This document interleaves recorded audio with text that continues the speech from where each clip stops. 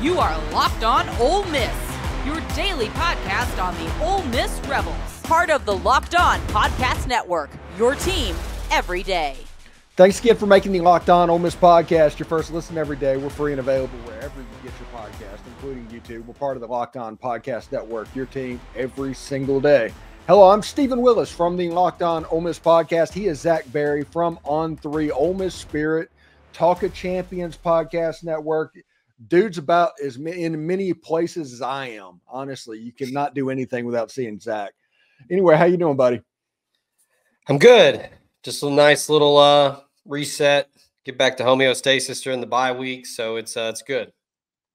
Yeah, it's funny. On Friday's show, I did a show about how Ole Miss is getting ready to win out, which obviously, I mean, I would have that thing on a Friday of the bye week. But if you look at it, Ole Miss has a talent advantage over the four of the five teams they're going to play. And should Texas beat Georgia, there's a chance that team could tailspin. Yeah, we talked about it on our show last night. We kind of went into every single possible scenario, kind of basically a primer for Ole Miss fans who you need to cheer for this weekend and moving forward. Yeah, Oklahoma coming to Oxford, it's at a good point in the season. It's good timing. Oklahoma just lost Red River, got beat up. Now they're going to have to play a really physical South Carolina team that is probably going to be really pissed off, played really well in Tuscaloosa, couldn't get it done. And then you come to Oxford, and I think after watching the Red River rivalry game in its entirety, Oklahoma just struggles to do much of anything offensively, but that defense is for real. So this is a good matchup for Ole Miss. And then, like you said, if Georgia loses to Texas, that would be 2 losses. All of a sudden, really, really tight coming to Oxford. It's not a, hey, we only got 1 loss. If we lose another, maybe, not a big deal. Now it's almost like a loser goes home game if you've got Ole Miss at 7-2 and Georgia sitting there at 7-2 at that point. So I still firmly believe a 10-2 SEC team gets in, barring just some outrageous run of 10-2, 11-1 teams. But like you look at it, Steven, I don't think that's going to happen just because of how everyone has to play everyone. I mean, we looked it up. I mean, Bama's at Tennessee this weekend, at LSU. Georgia at Texas, host Tennessee. LSU at Arkansas this weekend, at Texas A&M, host Alabama. Tennessee has Alabama this weekend in Knoxville. Then they go to Georgia. Texas has Georgia at home, then at Arkansas and at Texas A&M. That right there is going to be tricky for the number 1 team in the country. And then A&M hosts both LSU and Texas. So everyone has to play everyone. So if Ole Miss can take care of business and just kind of kick back and see what else happens, I mean, there's probably going to be some chaos. Yeah, I did a show on Thursday. I think it was Thursday. And it was about how Ole Miss's scheme-wise and what they're doing in the passing game right now is just weird. Because if you look at the advanced statistics, Jackson Dart has thrown 14 incompletions all season in passes under 10 yards. Yeah. They've already thrown more passes over 20 yards than they did all of 2023. Advanced stats is weird, but it feels like that's a nice, simple fix to kind of for Jackson Dart to get right and for this Ole Miss offense to get right. Yeah, I talked about it earlier this week and just talking with people about that LSU game and kind of really the last couple weeks. South Carolina's just kind of whatever. They didn't really need to do anything offensively. They just kind of dominated. Kentucky, though, and LSU are the 2 that stick out. Obviously, they're 2 losses, but just the lack of creativity is just bizarre to me. Lane Kiffin is typically known for being pretty innovative and doing things differently and kind of, finds a matchup and then exposes it until you stop it. I don't know what was going on. I don't know if my amateur opinion was Kiffin was almost just trying to get out of there, just trying to run the clock out, get the win, go home, which is not like him. He normally has that killer instinct, go for the throat, has some edge to him. I'm hoping that this bye week, for the sake of the Ole Miss offense, is a chance for him to kind of get back to his roots a little bit and just have fun, be aggressive. It was a couple years ago we've got him throwing the playbook up in the air and having fun on the field, and then now it looks like a dude just with his arms folded and just chewing his fingernails off. I just some be creative. The middle of the field, I'm not some film guru. I'm not going to pretend to know what the scheme is, but there were a lot of times in that game and Kentucky where both defenses gave you a one high safety look and 7 guys in the box, and you're still running into it. And normally that offense, you count and then you go from there. If you outnumber them in the box, it's typically a run play. I don't know. It's been odd. It hasn't seemed like the Lane Kiffin of 2021, 2022. I mean, hell, in the Peach Bowl last year, Steven, they're running wheel routes with a tight end. Nobody does that. And it's just weird. It doesn't feel like Lane Kiffin of old. So I'm hoping that's what this bye week will have them do. Yeah. And if nothing else, Lane Kiffin and the Ole Miss football team needs to realize this is a defensive dominated team, and this, whatever needs to be done offensively to protect that defense, needs to happen. Right.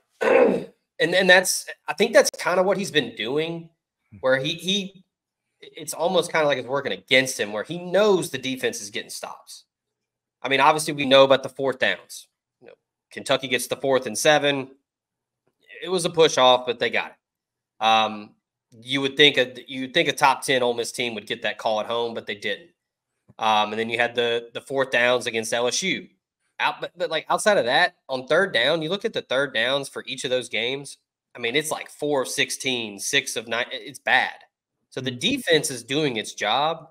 It's weird to say this about a Lane Kiffin team. Like, what's the offense doing? It's just stuck in the mud. I think they need to just go back and just relax, just have some fun. I think the entire offense has been pressing the last couple weeks. They need to, in my opinion, get back to getting first downs and not scoring touchdowns. And the example of that is, I think it was about 7 minutes to go in the LSU game, to where if Ole Miss just kicks a field goal, that game's over. They go up by 10 points in the 4th quarter, and there's no way that LSU is scoring 10 points. Sure. And Jackson Dart decides to take a shot into the end zone, and the whole LSU defense is sinking back deep and ends up throwing an interception. That's game states. That's situational awareness and realizing exactly what happened, taking the points when they're available as opposed to getting greedy. And I think at times they get greedy. Yeah, I mean, the game starts, Trey Harris catches that ball 99 times out of 100. And that would have immediately put you up 7-0, takes the crowd out of it. And then, not just kind of kneeling it out at the end of the first half and just running the clock out. That was big because LSU ended up getting a field goal out of that one. There were some big swing moments. I thought the reversal on the targeting was big because it seemed like Whit Weeks made every single play after that. And by the way, Steven, if that's not targeting, I'm done. I don't know what is. Listen, this is my conspiracy theory on that one. With all of the faking injuries that is on the news, and Ole Miss is seemingly the only program, as far as anybody knows, that is faking injuries, Ole Miss is not getting a call the rest of the year. Yeah, I have it on pretty good authority that the fake injuries thing pisses off officials. And I'm not saying that they're holding it against Lane Kiffin, but I'm not saying they are. I was in a house full of 12 other guys on a golf trip. We had some Tennessee guys, we had some Georgia guys, but we had a mix of everything. Everybody in that house was like, how is that not targeting? Yeah. It was absolutely targeting. Yeah. And then, the reversal on the strip sack, you get the fumble, you're on the 20 going in, you punch it in there, it's a 2-score game, and it's pretty much over. So they're just big moments like that where, the Sunterian Perkins misses the sack on the the third down. I mean, just stuff like that where I've said that a lot this week, where it's not like Ole Miss just got dominated by both Kentucky and LSU. There were three-point games, both of them. And I mean, Ole Miss dominated LSU for 59 minutes and ended up losing. I mean, the win probability percentage was almost 100%. So, look, I nobody wants to hear this, but there's some silver lining where you're just right there. You're right there. Kentucky, you tip your cap in that one. They came to your house, had a perfect game plan, executed, and won. Now, there were some bounces and there were some things that went right for Kentucky in that one, but they executed. LSU, that one's just going to haunt you for a long time. But the good news is you still got 5 games, and you've got a really, really good opportunity to go 5-0 and make things interesting. Thanks again for making the Locked On Ole Miss podcast your first listen every day. We're free and available wherever you get your podcast. When we come back, we're going to get into recruiting. We got the recruiting guru around. We're going to talk to the recruiting guru. But first, stick around for that. I do want to let you know about HIMS. HIMS is changing men's health care by providing access to affordable sexual health treatments from the comfort of your couch. With doctor-trusted ED treatments like chewable hard mints and generics for Viagra and Cialis for up to 95% less, HIMS has an option for you. The process is 100% online, so there's no need for that uncomfortable doctor's visit. Just answer a few questions on their website, and a licensed medical provider will determine the right treatment. If prescribed, your medication ships directly to you in discreet packaging, and it's completely free. No insurance is necessary, and one low price covers everything from treatments to ongoing care. With hundreds of thousands of subscribers, HIMS has as many men regaining their confidence, and they can help you out too. Start your free online visit today at hims.com/lockedon. That's HIMS.com/lockedon to explore your personalized ED treatment options. Remember, the products mentioned are chewable compounded products that have not been verified by the FDA for safety or effectiveness. Prescriptions require online consultations with a healthcare provider to determine if they're appropriate. Restrictions apply. See the website for full details and important safety information. Subscription is required. Pricing varies based on product and plan. Take control of your performance and get HIMS today so you can feel confident when it matters most. Hey, NFL fans, you can start the season off with a big return on FanDuel. It's America's #1 sports book. Right now, Ole Miss is a pick'em for this week in the bye week. No, I'm just kidding about that. Tune in next week to see how the Rebels stack up against the Oklahoma Sooners. So when you get a hunch in the middle of the game, you can check out the latest stats at FanDuel. View live play-by-play and so much more on the same page where you place your bets. Get started with $200 in bonus bets guaranteed when you place your first $5 bet. That's FanDuel.com.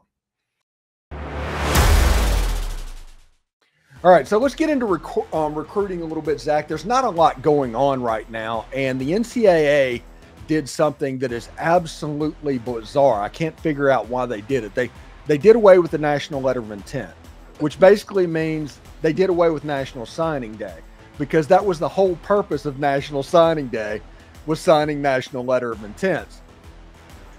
Coach Yo actually went on Twitter and said, now, you just completely screwed over coaches and their roster because you don't know who you're going to have in your class until they enroll in school. And this is all a cluster, man, right? Yeah, I don't know how long this is going to be like this. I know there were plenty of people around the country that were not happy. I think it's going to really make signing day just a free for all. I mean, it's almost just going to be like each recruiting cycle class is just people are just going to be looting. I mean, just coming in, just trying to do whatever they can to just snatch and grab and go. I know our on three, our very own Pete Nakos, who does a great job covering just about everything. He talked to a source from the Big 12 that basically said, quote, if you got money, you're going to be fine. Basically if you don't, you're just kind of, telling them what they want to hear and just, crossing your fingers. Yeah, I mean, it's pretty candid. That same source said that kids are going to figure out who was telling them the truth and who was full of shit. Yeah, I mean, there's going to be just the NIL collectives are going to be more important than ever now, with trying to acquire and attain, because it's not just, you got a commitment, we're good. Nope, like you got to get them in the building now. There is no binding letter of intent. Now, all it is just going to be a financial aid and revenue share document. Which multiple can be signed. Right. Because that was how it always was. Like the financial aid, that just, bound the school to the player, not the other way around. So that's just one thing that kids would do to get the ball rolling, to make sure that they were, getting into the school and being able to, afford it, whatever. Now it's people are trying to be positive about this, saying that, there was a source that said, no, the compliance offices, no change, it's fine. Like there is no safety net anymore with the letter of intent. Now it's just, I think this is where actually, again, I don't know how long it'll be like this. It'll probably revert back in a couple of years, because I think it's just going to be crazy. And I know maybe Ole Miss fans are going to not want to hear this, or they're going to kind of groan. This is kind of good for Ole Miss, because Ole Miss has shown the ability to go in the transfer portal and get signees, multiple signees in different cycles. Somebody from the Big Ten said as much. They said that it's going to be significant to have an ability to sign transfers, because those are, that's just a, hey, what can you offer me NIL wise? Okay, cool, I'm there. Those are pretty quick. High school, I mean, that's just going to be, there's just young kids that really don't know anything about NIL, don't know much about revenue sharing. There's going to be people that are going to be giving bad advice. There's going to be people with, very different motivations to get these kids to certain places. It's not good. I think that when I heard it, I had to double check to make sure it wasn't an article from The Onion. I didn't think it was real, but yeah, this is not good. That's my opinion. Yeah. For example, for anybody watching this video, let's say that Caleb Cunningham wants to go to Alabama. He's committed to Alabama. He signs his financial documents to Alabama on National Signing Day, which doesn't technically exist anymore. That means nothing. Nothing has changed. Ole Miss can continue to recruit Caleb Cunningham all the way up until, and honestly, past the time he gets into school, until they get his way. The same goes for Deuce Knight. The same goes for AK Deer. All of those players, none of them are off the table for Ole Miss because of a signing day right now. Yeah, I know that there are going to be some things that are changing with the transfer portal too. Like once you're in the portal, you can now be signed to a new school pretty quickly. After you sign, other schools cannot contact you anymore. Because, I mean, case in point, Ole Miss pretty much had it wrapped up with Tyler Barron. Gets some cold feet. Louisville starts talking to him. Miami starts talking to him. He backs out. That's not going to be the case anymore. And then it's just going to make it extremely difficult for players to decommit or flip. And I think that's a big win. I know the flip stuff has been fun, especially for Ole Miss over the years. And for other programs, it's always, that's always part of National Signing Day, right? Where some crazy flip happens. But yeah, if this is the case where if this is going to make it that much more difficult to tamper and to talk behind, closed doors and under the table and all of that, I think that's going to be good for college football. In order to kind of nail down your roster and make sure that you kind of know who you're getting on these signing days. But Yeah, I still don't think it's going to last. I mean, the early signing day is Wednesday, December 4th, and then February is going to be February 5th. So a lot can happen in those couple months. Again, Steven, I think this is just going to make things even more crazy. And maybe the NCAA doesn't care.